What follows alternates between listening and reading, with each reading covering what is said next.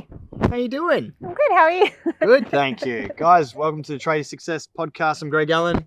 I'm Francis Allan. My wife. And we have a question for us from one of our members. They asked, how do we achieve work-life balance? I find this a very tricky question to answer. But I thought it would be a good one to talk about because it was something we definitely had a lot of fights over. Yeah. And we talked about and tried to understand. And, you know, I think it's, especially in the hard times when the pressure is outside of our control and maybe a client's pushing, you know, we've got the situation, we've got kids, we've got whatever's happening in life. It's been challenging to get that formula right. I think, and even the answers in the question, did you achieve the balance? I mean, like, how do you achieve balance? Either the balance is there or it's not. Yeah. And it's such an ongoing thing, right? I don't think you ever achieve balance. Always work. You always got to try, and if one thing's too heavier than the other, you're out of balance. Yeah. But I think it's really important to keep an eye on that balance and keep an eye on the load of either way. Yeah. Yeah. And I think what I've come to realize around balancing responsibilities within the company structure, like, it's not a seesaw. It's not like you're either there or not there. It's actually like, do you know those balancing discs where you got the fitness ball underneath? The Buso ball. The Buso ball with the flat panel with a really wide one though. And you might tilt too much in one direction, it throws everything else in that direction, and you've got to sort of swing it around and try and balance it like that. So it's not a seesaw and a standard seesaw. It's more of that, whoa, there's so many different things that we've got to try and balance. And we've started to spend a bit more time talking around family systems now, which has been really fascinating. And the family systems is just like the responsibilities within a company.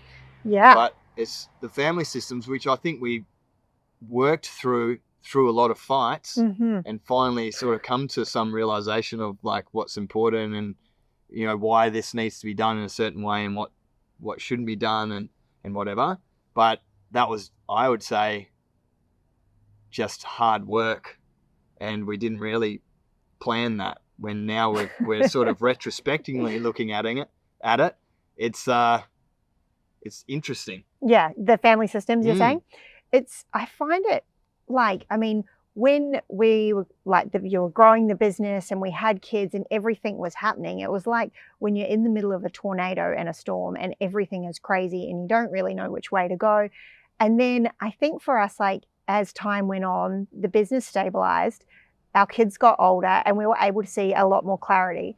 And then I started learning about this family system stuff, which is super interesting because it was also like, it's a lot like systems within a business. So if the ops manager does their jobs right with the scheduling, then the boys are happy and everything can flow properly. But if somebody isn't doing their job description or their role or fulfilling their side of things, then lots of other things within the system can fall apart. Yeah. And I can't say that we were like, okay, your dad role is XYZ and my mum role is XYZ, but we were able to be like, okay, generally this is what you're in charge in, and this is what I'm in charge with, and together we'll make sure that those sort of roles and responsibilities are done, and then that has a flow-on effect for the rest of our family and our unit to be able to function well. Yeah, I think that was the hard part. Is for so long I just assumed I knew what you needed, and I sort of tried my best to put myself on the line. I would, hold the financial struggles to myself. I would hold the emotional struggles to myself, and that's what led me to be crushed like a can. Yeah. Which is crazy because I could see it happening. Yeah. And then you just wouldn't let me in. It was like, what's going on? And I think, and correct me if I'm wrong, but it's like you felt like you had to hold the fort and not to prove, share that you were struggling. Yeah. And I wanted you to share that with me because like I really felt like we needed to be in it together. Yeah, and it wasn't until I shared that we were able to work on the situation. Like for us, it's become really such a good tool to say, it's not me, it's not you, it's the situation. It's like the motto of, it's the motto of an our argument. Family now. Yeah, it's like we have an argument now, which we do. Like we always have, still, we're very passionate people. We're always like working out conflict. We push ourselves as well, like push ourselves at work, we push ourselves in life, and you push yourself and I push myself. And that, we've got to constantly communicate, because if we don't understand what the pushing has a downstream effect on. Yeah. And by communicating sooner, we're able to go, well, this is what I need.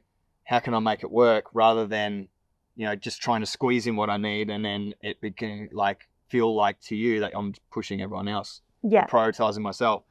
And so, I think speaking to that, not letting you in, I just wanted to, and I think this is to a lot of the guys out there I speak to as well, in the coaching, they want to build this future for the family. They want to show them that they can do it.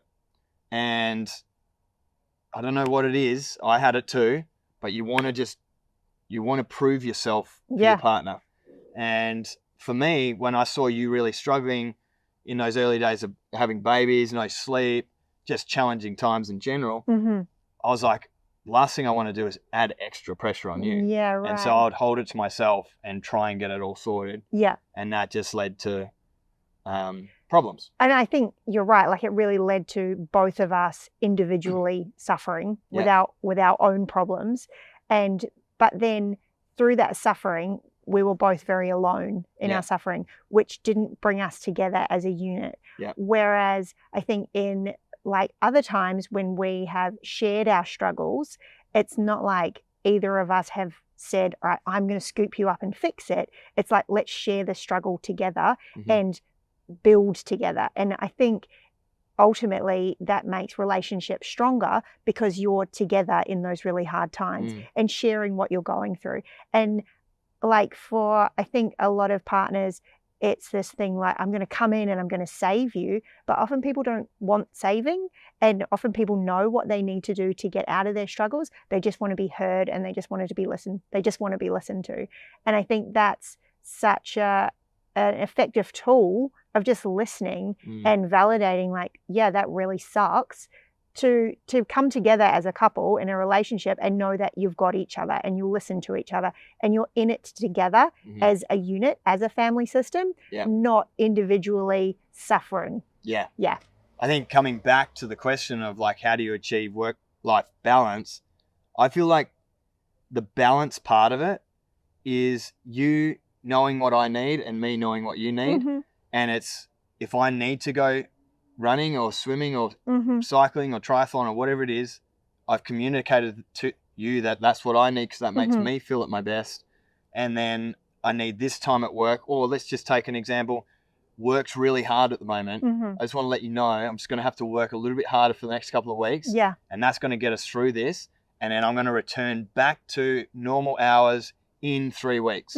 Is that okay with you? Or what else can we do to make this work? Yeah. And that's not like I'm going to say, oh yeah, sure, no worries, I'm just going to drop everything and let you have everything. No. That's going to be like, okay, now I'm aware of what you need and I'm going to tell you what I need. Okay, well, in 2 weeks' time, I've got a week's worth of, assignments due. And so when we communicate that of what you need and what I need, then we fix our schedule to make sure that we're both getting, there might be compromise in there, but to make sure that we're both getting what we need out of it. Yep. Yeah. And I think by setting that expectation of it's going to be this many weeks, it really pushes you to get it done rather than procrastinate and not take action on what needs to happen. Yeah, sure. And that's, my personal experience is going through that, is those deadlines are really important. The 4 o'clock that Kirk always talks about.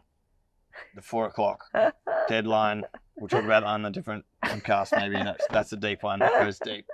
Still have traumatic. Be home or else. Yeah, I've still got PTSD from that. So we'll talk about that later. Maybe that will be a question that comes in after this podcast. Cool. But yeah, keep working on it. Work-life balance. Communicate. If you both know, and this isn't just with your love partner, but also with people at work, communicate what's expected, communicate what needs to be done for you to achieve a goal. The sooner you bring it up, the better it is. It might seem like a trivial thing that you're sort of talking about, but things can change and grow and amount, you know, to problems really quickly. So if you say it at the start, oh yeah, this came up today, then at least like it's been raised. Yeah. Yeah. And you know why I'm behaving Yeah. like a weirdo. And you can just be like, oh, maybe that thing was a problem that was mentioned. Yeah. Yeah. And Cool. all the other days you act like a weirdo. Awesome. All right, guys. Hope that helps. See you later.